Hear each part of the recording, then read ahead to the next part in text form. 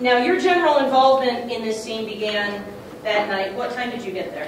I got there approximately 3:15 in the morning. And who else came with you?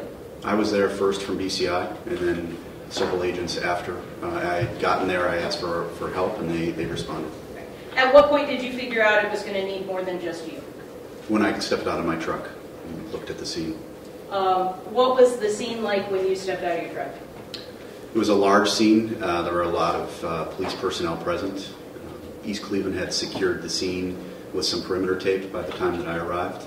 And a lot of evidence on the ground. There had been placards that had already placed on the ground. That's what I noticed.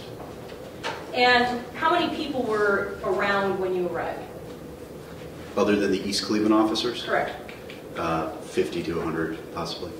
And were you able to see what agency they were from?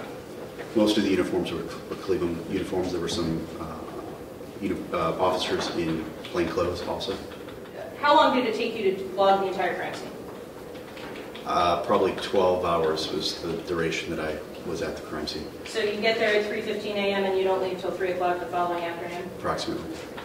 State's Exhibit 152. A closer shot of the two Cleveland police cruisers and the Chevy Malibu. This is a shot showing the front end of CPD Cruiser 238. And what is pictured in this shot? Was there anything in the shot of evidentiary interest to you? There were 3 bullet holes in the windshield, and there were footwear impressions noted on the hood of 238. Why would the footwear impressions be of interest to you? It means that someone stood or jumped up onto the hood. This is a shot from the inside of 238, and it shows the laminate pushed inward, which is an indication of the direction of fire for that bullet hole. State's Exhibit 176. This is the roof of CPD 238. And what of interest is on the roof of CPD 238?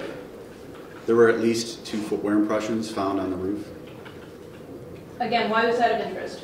It indicates that someone stood or placed their foot up into that location. Would you normally expect to find footwear impressions on the roof of a police car? No. This is a shot depicting the impact point between the Chevy Malibu and CPD 238.